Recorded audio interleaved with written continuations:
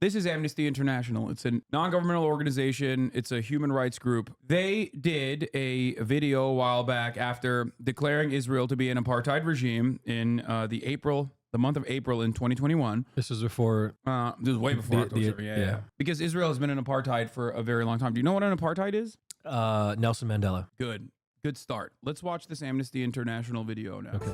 Probably the disturbing images of racial segregation between whites and blacks in South Africa, where a regime ruled by a racist white minority declared themselves officially superior to the black majority, then proceeded to dominate them. South Africa's apartheid system officially ended in the mid-1990s, but that doesn't mean apartheid can't happen elsewhere. Here, in Israel and the occupied Palestinian territories, Palestinians are being forced off their land and out of their homes, separated and segregated by laws, walls, and checkpoints. They live in a constant state of fear and insecurity and deliberately impoverished. While, on the other hand, Israeli authorities have given the Jewish Israeli population privilege over Palestinians in just about every facet of life. The question is, does this all amount to the crime of apartheid? First, the definition of apartheid.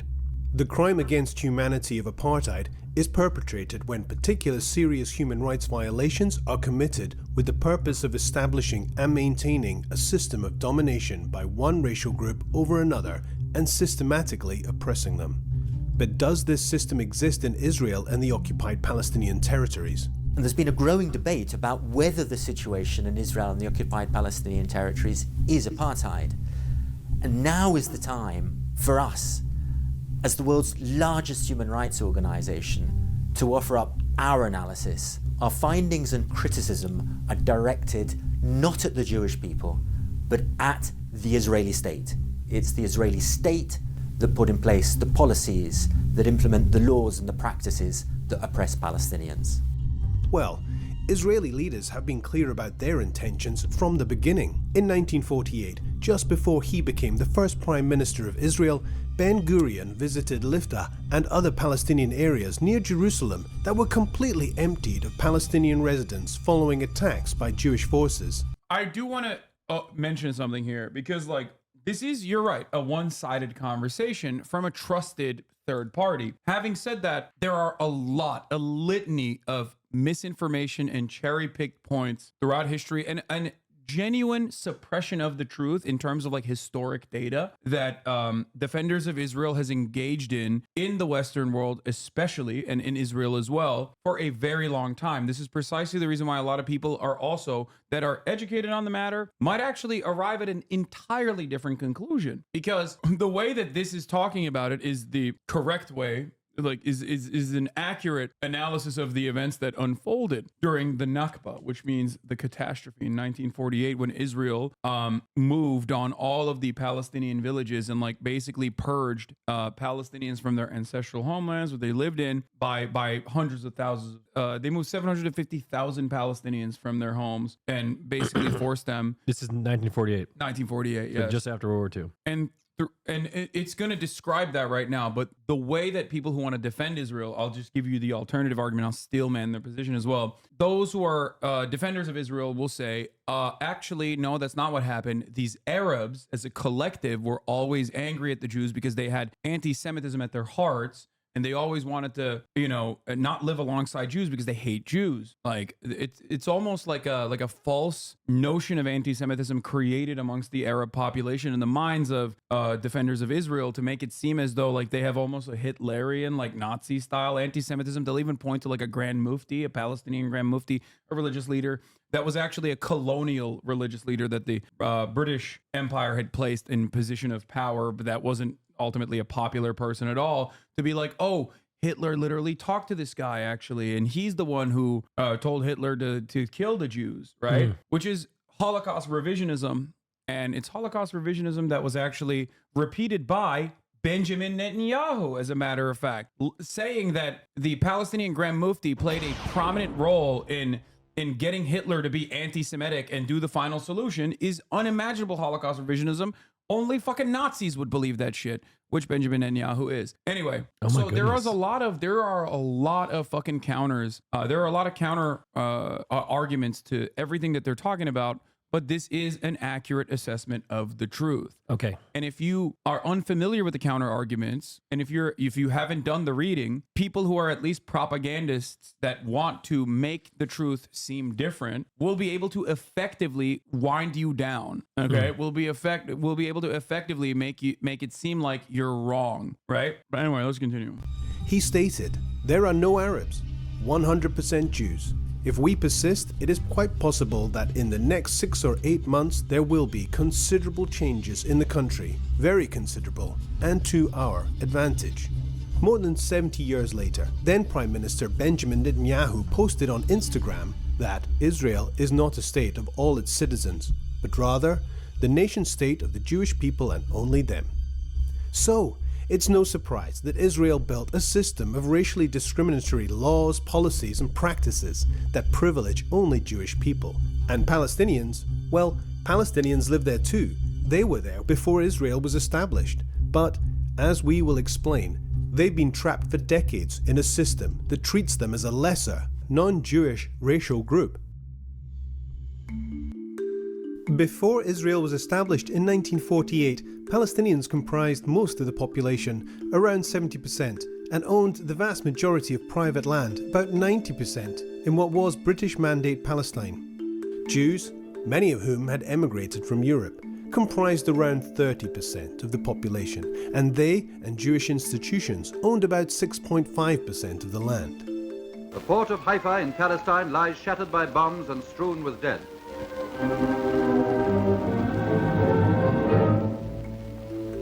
In the course of establishing Israel as a Jewish state in 1948, Israeli authorities acted to turn the situation on its head and were responsible for the mass expulsion of Palestinians and the destruction of hundreds of villages, forcing around 800,000 Palestinians So out they of their just came in here homes and just took this and shit. lands. Thousands Yeah. of Palestinians and Jews were killed in The counter to this, through legalese, is like, oh, well, the Holocaust happened. These people were not responsible for it. As a matter of fact, 11,000 Palestinians fought against Nazi Germany, but it doesn't matter. It's besides the point. But basically, this is what settler colonialism is. And ultimately, the way that, like, in Israeli society, the way that these events are explained is totally backwards. Like, oh, it was an Arab war against Jews and the Jews fought back, so we had to send the Arabs away. But the question in that situation is, why didn't you let them return to their homes? These are civilians. Therein lies the problem. I think they came in wanting the whole land from the beginning. That's precisely what it is. And this is just what it's come down to. Ultimately, that is the final evolution of Zionism, which is happening currently before our eyes. the context of attacks on civilians during this conflict. Today, there are around 6 million Palestinian refugees who Israel denies the right to return to their homes. After the 1967 war, Israel occupied the Palestinian territories of the West Bank, Oh my including God. East Jerusalem and Gaza. Israel's brutal military rule I don't even want to tell you, like, the psychotic shit that they did during the Nakba from 1947 onwards. Plan Dalit. These are all historical texts that were literally uncovered by Israeli historians, by the way. And ironically, one of the formative Israeli historians basically uncovered it and then changed his position to, yeah, it was ethnic cleansing and it was planned, but it was good. I'm glad that it happened. And the others were like, this was completely unacceptable. What the fuck? One of which is historian Ilan Pappé, Israeli historian Ilan Pappé. He's an award-winning Israeli historian who was an academic in Israel, who left Israel, and I think he like literally gave up his citizenship to Avi Shleim, Ilan Pappé, and the last historian that I'm talking about is Benny Morris. Benny Morris is the one who was like, yes, ethnic cleansing happened, but it was good. I mean, good for one side, right? Yeah. Okay. This is one of the many things that they did. The Zionist paramilitaries attacked the village of Deir Yassin. A lot of the stuff that they talked about during October 7 was shit that like Israel had done in Deir Yassin, throwing babies in ovens. Holy moly, dude. This is heavy. rule, coupled so with the heavy. establishment and expansion of going. illegal Jewish settlements, has coerced Palestinians into enclaves, creating further fragmentation your question? and segregation. Nothing. All right, well, you're not paying attention. No, I asked a question of who threw the baby in the oven. Oh, in Deir Yassin, Zionist paramilitaries, including like actual paramilitaries that called themselves terror organizations, like personally, engaged in atrocities in an effort to basically and like let some people live in the villages, in the Palestinian villages that were literally like unguarded. There was not a single person there with like weapons. One of the most like gruesome acts of horror was when these terrorists came into the village, and they obviously had a bunch of these people at gunpoint, and there was a baker, and he had this big oven for baking bread, and they took the baker and they told the baker, you have to throw your own son in the oven. The baker refused, so they threw his son in the oven and made the baker watch his son burn alive in the oven. Then they threw the baker in the oven. The only reason why we know about this is because the third person that experienced this, that was on that fucking lineup, escaped. في الفرن والنسوان قعدات على الأرض وكل واحدة قاعدة وحاطة إيديها على راسها هيك وبقولوا للفران ارمي ابنك بالفرن ارمي ابنك بالفرن اسمه حامد. قال لهم أنا ما برمي ابني. قال له شوي. هم ضربوا الحاج حامد على راسه ومسكوا الولد رموه بالفرن. أنا شفت هالمنظر.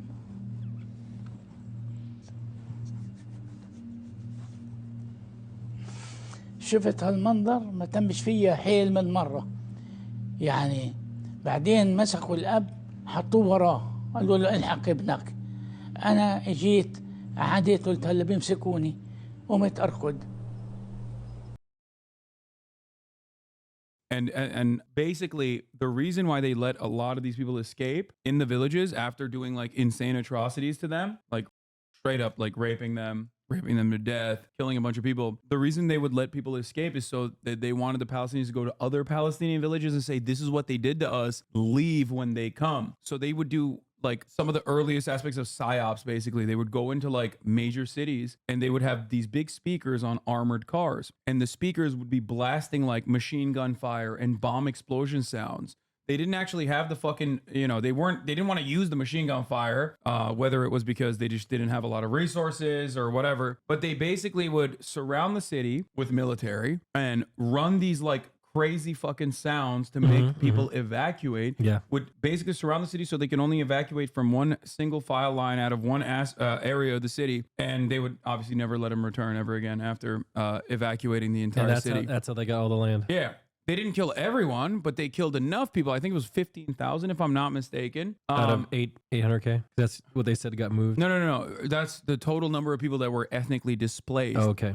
But in terms of like directly killing them, they killed 15,000 people, but they used the deaths and the lynchings and the rapes to basically scare the 750,000 ethnic Palestinians into leaving. And then they still to this day say, oh, well, they voluntarily left. Okay, they voluntarily want to come back. They would not allow that to happen. They shot a bunch of people that tried to come back to their own fucking farms and shit. For the record, Deir Yassin and other massacres were carried out by Irgun and Lihi paramilitaries that were folded into the modern day IDF by the state. These are not some sort of rogue entities. They're pertinent to the conflict as other entities. Yeah. The objective? Maintain Jewish-Israeli hegemony and maximize control of land. In the city of Jerusalem, the Israeli official policy is to maintain at least a 60% Jewish majority. Oh, by the way, Israel supported the South African apartheid. Now is a once-in-a-lifetime opportunity, not only to stand within its gates, but also to build the home of your dreams there.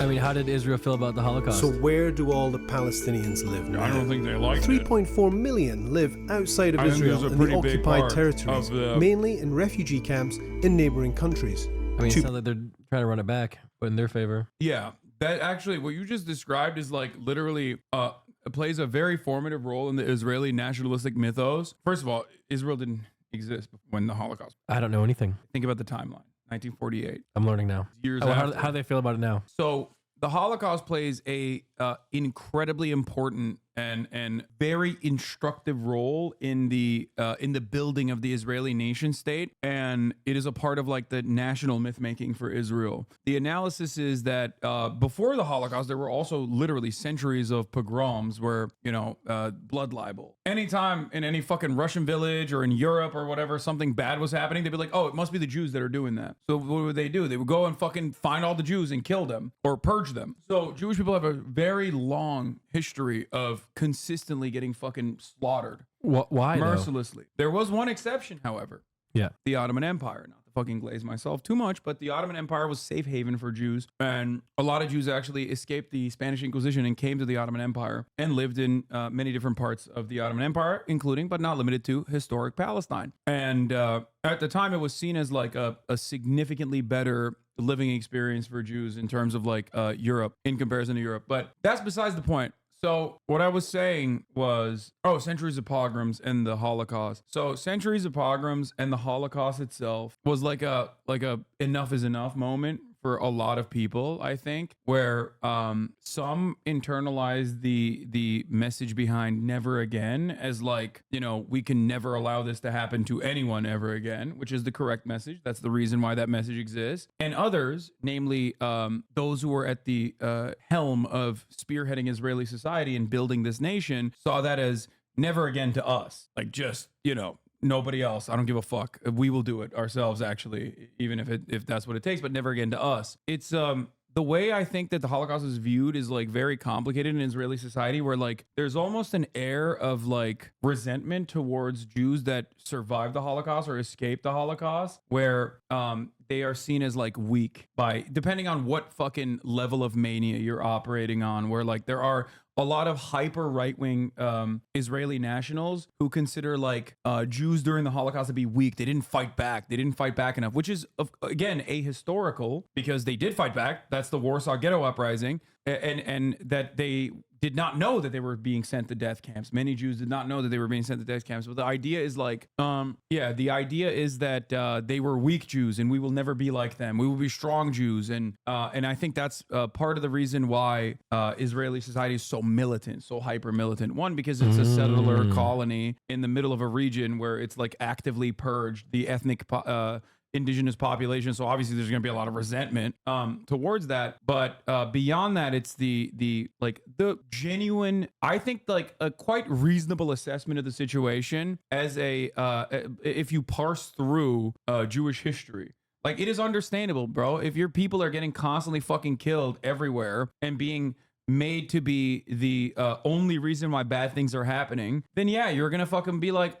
holy shit, we cannot have this happen again. We got to be like super militant. And I think that complicates things a little bit if you're Jewish and learning about Jewish history, or if you're like a little bit interested about Jewish history. I think that is what complicates things, because there is an air of legitimacy to the generational trauma that Jewish people have experienced. Yeah. The problem is that generational trauma has caused Jews to be at the forefront of every single civil justice, social justice movement, civil liberty movement, including the abolition of apartheid South Africa. So while Israel was in support of apartheid South Africa, Jews played a prominent role in South African, the fight against the South African apartheid. Why was Israel for it? Well, because they had their own apartheid and they wanted nukes, I think that was what it was, right? Didn't they fucking get like they developed their nuclear capabilities by collaborating with South Africa, I think? Am I mistaken on that? So Israel has nukes? Yeah. And we still give them weapons? Why? One of your viewers just typed N-word. 0.5 million Palestinians live in Israel and East Jerusalem, restricted to enclaves that make up around 3% of the entire area. I remember 3 million Palestinians live in the occupied West Bank, but are only allowed to access 40% of the land to live and work. If they wanted The to rest of travel the to area Europe, could is they for the leave? Jewish Israeli settlers Yes, only. some. 2 million are trapped. So depends. The ones in Gaza are heavily restricted in their movement. The ones in the West Bank are also heavily restricted in their movement. Israel does something really fucked up, where if you leave the West Bank as a Palestinian resident in the West Bank, they make it so that it's virtually impossible for you to come back. If you have residence in America as a Palestinian, they still make it really hard for you to go there and visit, but you can go and visit because they're like, yeah, you're going to fuck off and you're going to go back to America or wherever you're from. But if you are a Palestinian resident of the West Bank and you leave the West Bank, they make it like as difficult as possible to make sure that you can't come back into the West Bank. Man, this is just insane. I'll be honest, man. It sounds like this whole area needs a nice reset, you know? Okay, bro, but Give it to me. Let me start my Palminism there. okay, but you have to remember, like, What? I'll these start it. innocent people didn't do shit.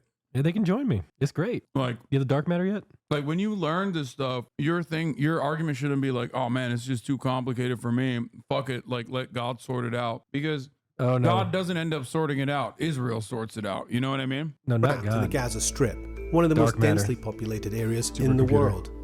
Fragmentation of the Palestinian society and the dispossession of their lands are key pillars of Israel's apartheid system to maintain domination and control. But there's more. The unequal structure of nationality and status, restrictions on freedom of movement, use Oh of my military God, you. rule, denial of right to political participation or the right to peaceful protest, and cruel separation of families all add to the complex system that we see today. The world in general hasn't woken up to the fact that there is an entrenched system of oppression against Palestinians across Israel and the occupied Palestinian territories, wherever they may live, by the Israeli state. It's a system that's been put in place and maintained for decades, and it's that system that is the root cause of so many of the violations, the misery and the suffering that millions of Palestinians face on a daily basis. One way to understand this segregation and oppression is to look at the ID system. What's the ID system? Jewish Israelis have only one ID card, with a status that grants them the rights to live almost anywhere they wish in the country. They can move freely with access to healthcare and vast resources. Okay. Palestinians, on the other hand, have 4 types of ID cards, if any at all. The kind of ID card you are given determines the level of rights you can enjoy and controls where you can go and what you can do. If you hold a green card, you are subject to military rule. And if you have a green card with a Gaza address, it means you're trapped in a 365 kilometre square open-air prison under Israeli military blockade in place since 2007. Israel controls what goes in and what goes out, from children's toys to medical supplies. 90%. They literally fucking banned at times. They call it putting the Palestinians on a diet, and they have banned at times things such as cookies and pasta, only for the American government to go, what the fuck? Why are you banning pasta? And then they go, okay, we'll let them have pasta. Of the people have no access to safe drinking water, 47% are unemployed, 56% live in poverty. Palestinians with a Gaza ID are forbidden from going to Jerusalem in the West Bank, even if they have family there. Some people in the West Bank are considered to live there illegally and can be deported immediately to Gaza if found by the army, even if they have been in the West Bank for decades.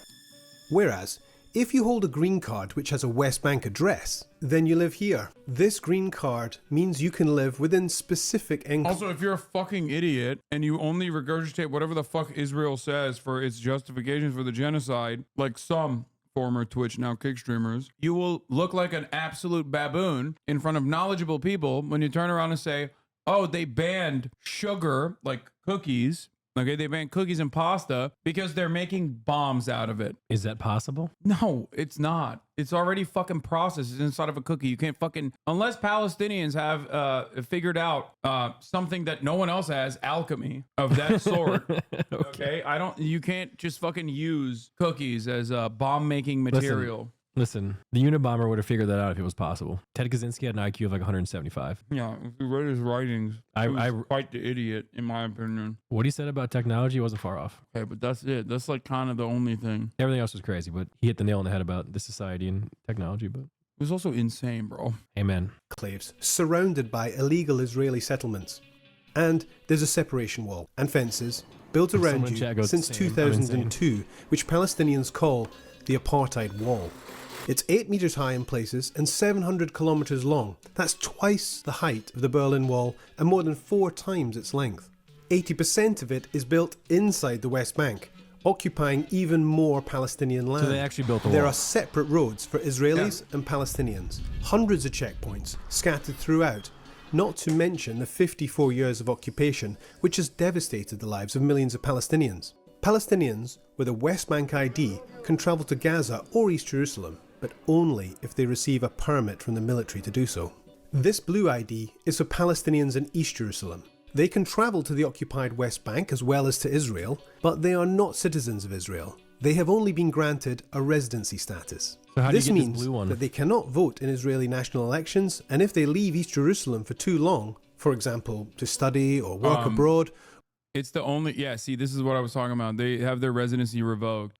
You don't get it. Like, they don't give it to you. They don't offer it to you unless you're literally already in East Jerusalem. As a Canadian citizen, I'm not allowed to fly into Tel Aviv. They would put me on a flight to go back. I'm only allowed to into the West Bank through Jordan, and I can't go to Jerusalem either without a visa from them, which they normally deny. Yeah. Like, oh, if you're an Israeli citizen, if you're an Israeli Jew, right? Because Israel has its own demographics, which is really funny because like Israel is relatively diverse in terms of like the actual ethnic backgrounds.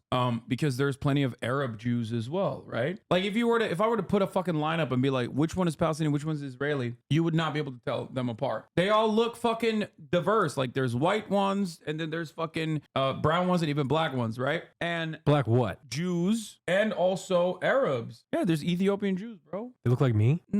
I mean, you're light skinned enough, but no. I mean, Ethiopians look kind of. I mean, I guess kind of. Okay. Could Nick be Ethiopian, chat? They're probably darker. And the same goes for Arabs. Anyway, Yeah. Israeli society has created because of its ethno-state status. The Israeli government has created a designation. There's two tiers. You are either an Israeli citizen, like full-blown citizen, which means you're Jewish, or you are a non-Jew living inside of Israel. We call that the Palestinian citizens of Israel, the 1948ers, the people that were there that were offered citizenship at the time. The only thing that makes them different from like full-blown Israeli Jews is that they're just not Jewish, that they're either Christian or Muslim.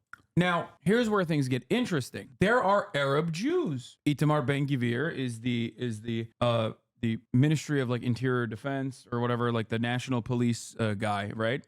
He's fucking from Iraq. He's Arab, but he's Jewish. So even if you're Arab, you still get slotted into Jewish as your ethnic and religious background. And what's really interesting about this process is that if you are an Israeli Jewish citizen, regardless of where you're from, and you want to marry a Palestinian Muslim in the West Bank, you can't bring the Palestinian Muslim from the West Bank into Israel. Even if you get married, you have to live in the West Bank now. You can. Your citizenship only goes down. Like you only get level down. You can't level up. Okay. That is... Yeah. I've had a conversation yeah. with a literal Arab, with a Jewish Arab from Israel, teenager. And in the conversation, I tried to explain to him that like he's technically Arab as well, or Itamar Ben-Gvir is Arab, and he got mad at me. He was like, "No, they're not Arab. They reserve the term only for non-Jews. Calling an Israeli Jew an Arab is like calling them a slur." There, Hasan, yeah, help me here. What? What's an Arab? I don't understand what you're saying. Arabs are people of a specific ethnic background from Arab countries, like predominantly Arab countries. Right. Okay. So where you're born at, it's that, not that speak Arabic. So you can be Jewish if you're born in an Arabic country. Yeah.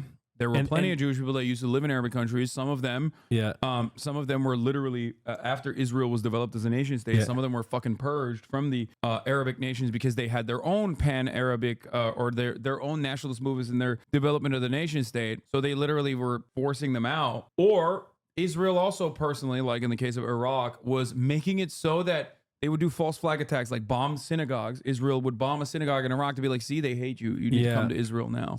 So let me get this straight. You said if you say you're an Arabic Jew, it's a slur. Jews in Israel that are from Arabic backgrounds, okay, they will that come from countries that Arabic countries, do not consider themselves to be Arab. You can only be Arab inside of Israel if you are non-Jew. If you are not a Jewish person, you can be. If you're Christian or if you're Muslim, under Israeli societal designation, you are Arab. But if you're Jewish, you're not. Israel has actually a separate designation for Arab Jews, Jews of Arabic origin and Arab designation. It's called it's the Mizrahi. Chat. This is a lot to take in one day, guys. I apologize. This is just a lot to take in because I'm trying to get everything plain. Plain as day. It's all good. Because I'm just getting confused here. If you are an Israeli Jew of Arab descent, you have a separate designation under like Israeli society. As a Jewish person, you are still considered a Jewish person. If they ask you like what your background is, there's a separate designation for it. It's called Mizrahi. And is that frowned upon? No. Okay. Well, originally, when they were first coming into Israel, they were frowned upon. There was a lot of issues with integration of Mizrahi Jews into Israeli society. I don't want to really get into that, but like they used to call them like they considered them barbarians. Like, oh, you need to learn how to fucking. There was definitely Ashkenazi supremacist undertone to a lot of this stuff, and there still kind of is in Israel. Ashkenazis are Eastern European and white Jews, many of which that live in the United States of America as well. So like there is definitely colorism in Israel as well. They did a sterilization operation on Ethiopian Jews specifically because they claimed it was so that they would stop birth defects, but it was actually stop having children. Because they wanted to continue the Western European style nature of Israel. Israel also engaged in ecological terrorism, ecological colonialism, where they would like raise all the Arab villages, change the villages to sound more Israeli in name, like Hebrew. They also did like really unique shit. I mean, Hebrew as a language was basically revitalized. Like it was a dead language ultimately. Most Jews like spoke Yiddish or whatever the language that they spoke in their nation of origin, and then they literally single-handedly in this nation state project revived a fucking dead language, brought it to the forefront. Unfortunately, some of the consequences were like the desecration and destruction of Yiddish because of some of the similar cultural aspects of Yiddish that I explained, or cultural remnants of like the way that some of Israeli society internalize the Holocaust or how they look at the Holocaust. But I have heard of the word Yiddish, chat. Okay, someone said Nick hasn't heard of the word. It's not entirely accurate. I mean, I think it's like it was almost an entirely liturgical language like Latin. I think that like if Israel wasn't such a violent and a bloody permanent occupation, settler colonial occupation, like there is a lot of phenomenal achievements that you could point to, including literally like the revitalization of a language such as Hebrew in such a short period of time. The problem is it came alongside the death and destruction. But in terms of like the ecological terrorism that I was referencing, they literally would raise these villages, change the language or change the name of the villages to like, either biblical shit or not even biblical shit, but like they would change it to like Hebrew words. But then also they would destroy the olive trees. Olive trees take hundreds of years to like grow and fucking bear fruit as efficiently as they can in Palestine. And they would burn the olive trees down and they would plant European style trees. They would plant trees that like resembled the European fauna and like pine trees and shit. And obviously pine trees like exist in fucking Lebanon and shit too, but like basically they changed the ecology of the entire area, or not the fauna, the flora, sorry. And what ended up happening is like now they have a higher likelihood of having like wildfires because it's like such a dry area that it's not supposed to. They shouldn't have done it then. Yeah, they engage in ecological fascism. I have another dumb question. Yeah. For like Gaza and like the West Bank, do they have internet? Yeah. So there's a couple different processes. One now former HasanAbi head who was executed by the Israeli state. Excuse me. One of your viewers was executed by a bunch of my viewers, yes. Shut the fuck up. What do you mean shut the fuck up? He was also a TikToker. He also had a TikTok. Yeah. What? Yeah, there's a video of him. There's a video of him explaining the process of using eSIMs. And they killed him? Yeah, in an internet cafe. Oh, brother, should I not be on this stream? Oh my God, this is wild, Hasan. This whole thing is crazy to me, man. I don't even want to cover this aspect of it. I don't even want to talk about it. It makes me really sad to think about. But his name is Meadow. He was a TikToker and he loved growing plants. He had like a miniature greenhouse. You don't have to get into it if it's sad. Anyway, please don't. The point is, he had a video where he talks about like how they get in, where they go to the Egyptian border and they have eSIMs. Yeah. And they like fucking put the phone up so that he could pirate video and then watch American TV. So he would get cell service from like from Egypt. From an eSIM from Egypt. Yeah. Okay, so they don't have internet. They have to. They have to go get it their own way. Yeah, Israel controls like the telecommunications as well. Like they would routinely blow up. He thinks they killed him because he watches you. No, he did. They didn't kill him because he watches me. Saying, they killed him because he's just a Palestinian, and they don't care. Oh my God. But yeah, basically they control internet access. They'll blow like telecommunications centers. Mm-hmm. Like they'll blow up cell towers and stuff every now and then to force a blackout. In the early stages of the genocide, they would just like blow up the cell towers to do a complete communication blackout so that people couldn't get the word out about what was going on. But nowadays they don't even feel the need to do that because people just don't care. Like So many people have died and Americans don't care. Israel only offers justification for the people that they've killed if it becomes a fucking major news story in the West too. That's the other thing. Like World Central Kitchen, led by Jose Andres, American chef, very famous, Barack Obama's favorite chef. World Central Kitchen was literally like Jose Andres of World Central Kitchen was like defending Israel. In the early months of October, being like, Israel has a right to defend itself. He was like shitting on a fucking Spanish parliament member who was saying like Israel does not have a right to fucking destroy Palestinian lives like this. Stop it. He was like, you know, critically defending Israel. So this guy is World Central Kitchen. Anyway, he's done a lot of good stuff around the world. So he collaborates with the Israeli government. The Israeli government's like, oh, this will be good PR for us if we get this fucking famous Spanish chef who is a Zionist himself to go and like deliver food. So the World Central Kitchen basically operates in a similar capacity to UNRWA. Oh my God, I can't even begin to explain what UNRWA is to you. Never mind, I'm not even going to get into the Refugee Relief Works Agency. So they go and they hire Palestinians and they try to use like Palestinian kitchens. They try to use the Palestinian food. Like if they go to an area that is impacted, they try to hire the people there. So it's like double aid. You know what I mean? They give them money and they give them money and they use their own logistical supply chains. Anyway, it's a wonderful organization. Yeah. It is also comprised of Westerners like Americans, British people, Australian people. They go down there. Yeah. World Central Kitchen was in collaboration with the Israeli government when they were offering humanitarian aid to the Palestinians on the ground. There's a process called deconfliction. It's like a military term that is used like when you're coordinating your movement in a war zone so they don't fucking kill you. Sure. Right? Ambulances do this as well. Palestinian Red Crescent does this with the Israeli government. They get killed all the time, but they're Palestinians, so that doesn't really matter to the rest of the world. But World Central Kitchen was engaging in deconfliction with the Israeli military, and they were going through the expected route. The Israeli they call it a rogue brigade, but it was just like any other fucking brigade because it's a kill zone. Triple tapped that convoy and executed 7 World Central Kitchen humanitarian aid workers. This was a major news story for a week. Including the guy from Spain? No, not Jose Andres. He's still alive. But he changed his attitude about Israel quite dramatically after that experience where he was like, what the fuck are you doing? You just killed my friends. But only after that, he, changed his tune on Israel and the genocide. Not that it matters because nothing came of it. No changes were made. The people that engaged in the act got barely a fucking slap on the wrist. Dude. Yeah.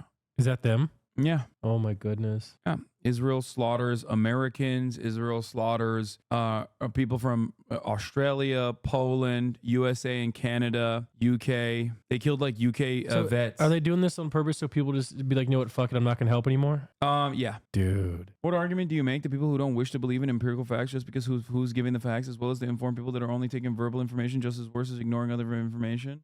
Is there any hope to turn these people back to journalists or news outlets who give these facts? I don't know. If someone, and there are plenty of people like this because of living in the post 9/11 universe where like if you're Muslim, they automatically declare you an enemy combatant in their eyes. A lot of people hear me speak on this stuff and they're like, well, your name is Hasan. Of course you're fucking biased. You love this Muslim shit. They don't understand that I just see the humanity of all people. Got it. They think that I have a special place for the Palestinian population because of my Muslim background. And then they double down and follow up with that line of bigotry and say, oh, it's because you're anti-Semitic too. Anyway, here's the UN agency had to suspend operations in Gaza after a car was hit by gunfire at an Israeli checkpoint, the World Food Program. You can see it right there, the badge. Yeah. says.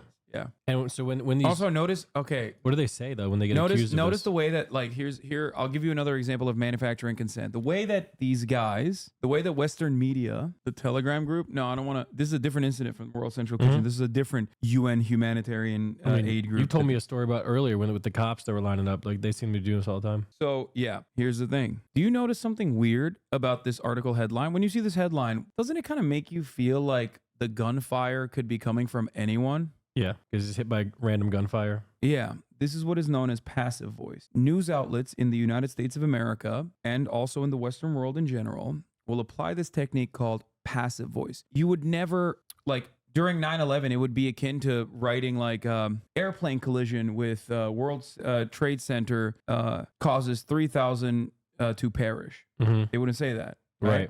Terrorists attacked the World Trade Center is the fucking headline, right? And it is a way to make it seem like whenever a cop kills someone in America, or whenever Israel or an American ally shoots at or does something illegal to an American enemy, the way that like Western media tries to manicure the story and manufacture consent by manicuring the story and massaging it. What consent? Consent to get shot? No, manufacturing consent is like you're giving consent. Like you're reading this and you're like, oh, it could be anybody that did it. Yeah, I guess like Israel I get it. might not have done it. It's a way to take the edge off. Basically, they do this all the time. But why? Why not just be like what? Why? Consent in this circumstance is approval. Like to give tacit endorsement. Who and owns the approval. Guardian? I don't fucking know. Some rich British guy.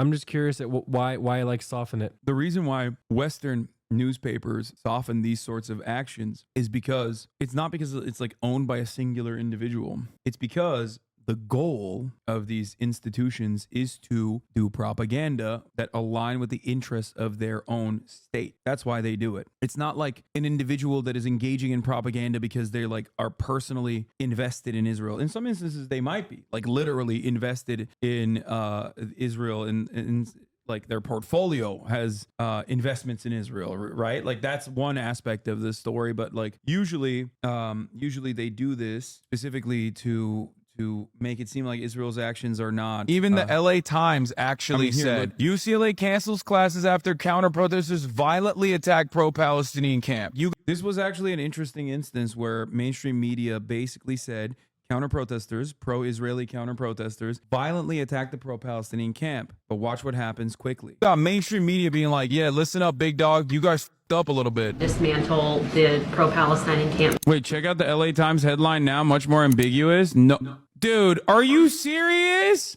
After violent protests at UCLA, UC president launches investigation into response. Why'd they change it? They changed it because it was too fucking anti-Israel. In real time, we watched it happen. They were like, all right, well, maybe the first headline wasn't great. We should... They definitely... Yeah, look. Yeah. Gunfire kills, wounds dozens in hospital encircled by Israeli tanks. Who did it? They definitely know who you are. Who fucking did it, bro? Who did it? Gunfire kills, wounds dozens in hospital? As though this is a fucking naturally occurring phenomenon, in Gaza. It's just how it works. Bro, this whole thing is just honestly horrifying. Yeah. And I mean, they do this for a lot of shit. It's not just for like Israel. Whenever there is capital interest, you will always have similar things happen. So I got a question. What? So when you see an article like this, what you probably do is look into it more to see what actually happened, right? Is that how it works? Yeah. Because the average person will see his article and move on with their day. Yeah, and that's the informed person. The average person doesn't know or give a fuck about any of this shit. But the informed population that want to learn about it, read these articles, and will, their takeaway will be whatever the fuck the article wants you to think. Like an LSF thread. I don't know why you would compare it to LSF in that regard, but I guess it's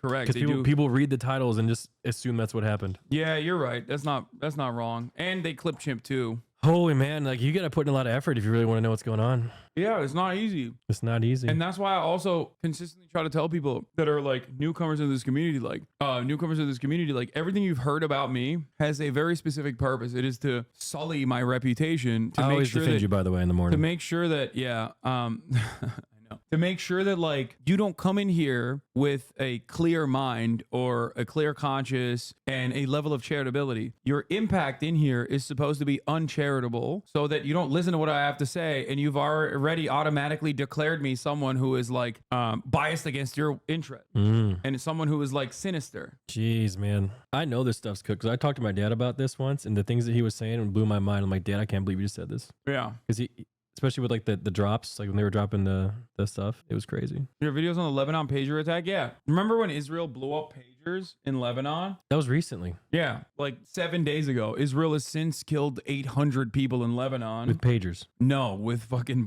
direct bombing campaigns. But at the time they killed like, I think 11 with the pagers, including 2 children. Right? And they maimed up like 3,000 people on top of that. And the media covered it as like this phenomenal instance of espionage against a scary enemy combatant. They blew up civilian communications devices after infiltrating a supply chain not knowing who ended up with those With the fucking pagers pagers. at all. And yet, of course, they killed a bunch of people that were civilians in the process. You can't even kill enemy combatants when they're not in war anyway. That's still a war crime regardless. It was a war crime after a war crime. It was a double war crime. It was an act of terror. And that's precisely what it did. It caused psychological trauma to the civilian population that was worried about their fucking household goods. They were like, is my fucking toaster gonna explode next? That's what happened. Oh my God. That is an act of terror. The media literally covered it as though it was actually a phenomenal tactical instance of Israeli espionage. And a lot of people don't actually scratch the surface. They just look at that and they go, yeah, you know what? This is great. Yeah.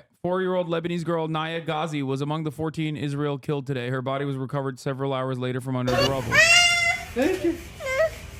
I mean, we're not going to see her blow up, are we, or anything like No. that? Okay, please. No, this was the rubble when they started bombing. Oh my God, dude. Yeah. This is heavy stuff, man.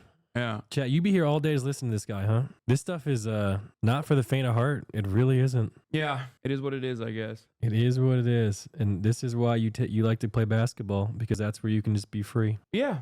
Yeah, I get it now. If the enemy is fact, the only way to win is by attacking the messenger. Yeah, that's exactly.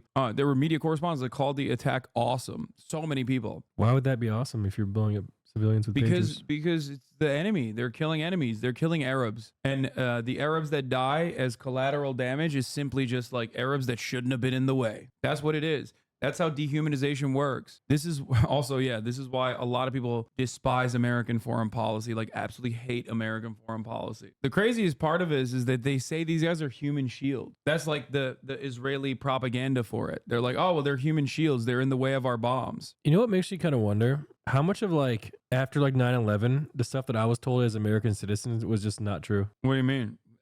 A lot of it. Why did we invade Afghanistan? I don't fucking know. Why did we invade Iraq? The bad guys were there. Brother, 17 of the 19 hijackers were Saudi. I know. Why did we not invade Saudi Arabia and just went to random countries instead? Now, for Afghanistan, you could say, oh, they were holding Osama bin Laden. Turns out he was in Pakistan anyway, which is, again, next to the fucking Pakistani military training facility. He was living there. But regardless, when he was in Afghanistan, we had the opportunity to extract him without invading Afghanistan, but we invaded anyway. Do you like George W. Bush?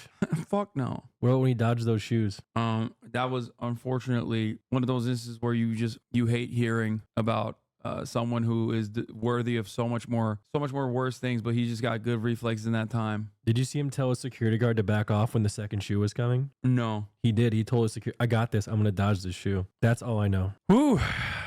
Man. They lied about WMDs in Iraq. They were like, oh, they have, WMDs. We got to go invade Iraq. Iraq was even less involved than Afghanistan was, and Afghanistan wasn't even fucking involved at all. Dude, life is just, it can be quite fucked sometimes. Yeah. And I'm over here just enjoying my Veronica Khalil every morning. Bush rejects Taliban offer to hand bin Laden. Excuse me? 9:30 p.m. update. Taliban demand evidence of bin Laden's guilt. Second week of airstrike starts. Taliban urges U.S. to halt bombing. Wait, they were going to hand him over? Yeah, dude. Didn't it take us 10 years to find this guy? And Barack was like, we got him. Don't even get me started on. Osama bin Laden was a known asset. I know. And even before, there were plenty of people who did not like him and were actually against him amongst the Mujahideen, not the Taliban, but other groups in the Mujahideen in Afghanistan. On 9/10, they assassinated the guy who wanted to fucking warn America about Osama bin Laden. But yeah. They rejected the Taliban offer to hand bin Laden, and they said we don't negotiate with terrorists. Okay, this might be a loaded question. I'm learning everything for the first time. Everything seems new to me. Was bin Laden behind 9/11? Yes. Okay. So not everything I know is a lie. No. Okay. All right. But bin Laden was before 9/11. All right. Osama bin Laden for many, many years got positive coverage even from the Western news. You know that? No, I'd never heard of the guy before that happened. Trained by the CIA, by the way. And so were the fucking, they knew of him. He was a known asset. Oh, that's the title of the article. Hold on. Gopnik Makbliat. Oh, this in the newspaper, this also had a photo of Osama bin Laden. Anti-Soviet warrior puts his army on the road to peace. The Saudi businessman who recruited Mujahideen now uses them for large-scale building projects in Sudan. Robert Fisk met him in Almaty. There he is, all 6'7" of old glory. He was, right he was 6'7"? Yeah, he's tall as hell, bro. Did he play basketball? He should have. Dude, the world's insane. Just, yeah. I'm gonna Getting cold shivers. Austin is yelling from the background and said, "You'll never enjoy the national anthem as much again." I mean, which one at this point? Me and Felix. July 4th has never been celebrated the same since watching. Here's the thing. The reason why you are completely not knowledgeable of all these affairs is because it would make you go fucking crazy if you constantly thought about this shit. And the entire purpose of the media is to basically dull your sensibilities into not knowing any of this shit. What I have to deal with is something that's worse. You are fantastic. You're charitable, you're curious, you're interested in this intellectually, and you're not going to like immediately be resistant to what I have to say. But the average person that constantly gets all of this fucking propaganda already has a resilience to what I have to say, and sometimes will go forth and defend it. They will defend the Israeli actions. That's what fucking pisses me off more than anything else. Motherfuckers that are not knowledgeable come in here and repeat talking points they heard from some fucking YouTuber who is also not knowledgeable on the issue. But they're also like, now the person is repeating a person that didn't already have like the full scope of the story and are like not even remembering the talking points correctly. And they're just pissing me the fuck off because they're so smarmy and fucking annoying about it. They're like, ha. And also on top of that, they, especially in this instance, they'll also package it with like a shit ton of Islamophobic sentiment to be like, this morning someone fucking came in and was like, I heard your pager is beeping. Like, that's like a threat. You know what I mean? He's saying like, oh my God, you know, you're Hezbollah and you're going to blow up. Like we're, you know, I hope the American government kills you. That's what that means. And it's very frustrating because like, if you interrogate that person and try to figure out where they came to this conclusion, they have no knowledge whatsoever because it takes nothing to just be like, you're a fucking dirty, you know, sand N-word and you're going to blow up. It takes nothing to say that. Well, why would they say that? Where's the anger coming from? Well, you weren't here this morning when I talked about it, but that anger comes from the fact that that motherfucker doesn't have health care. That motherfucker is fully aware of the hurt and harm caused to him by his own government. He at least experiences the impacts of it. He knows that his life is never going to be as good as his parents' generation. He knows he's never going to have a home. He knows he's never going to have a job. He's never going to, or have a meaningful job. He's never going to be able to retire. So that fucking makes him really angry. He's frustrated. And in that anger and frustration, he lashes out at whoever the fuck can hear him. And it makes him feel powerful in that moment to be like, this guy, this Twitch streamer, he has a lot of money. He's hot. People listen to him. But, you know, I'm going to piss him off because he's lower than me, because he's a fucking dirty Muslim defending other dirty Muslims that are getting brutalized by the American and Israeli militaries. That's where that anger comes from. That's where racism comes from. The notion that someone will look at you and because you're black, assume automatically that you are worse than they are, that you're lower, you're inferior to them. That kind of white supremacist sentiment. You want to know how I defeated it in the past? No way. How? So people used to call me like the N-word and stuff back in middle school, but then I realized I could say something to them that hurt them even more. What?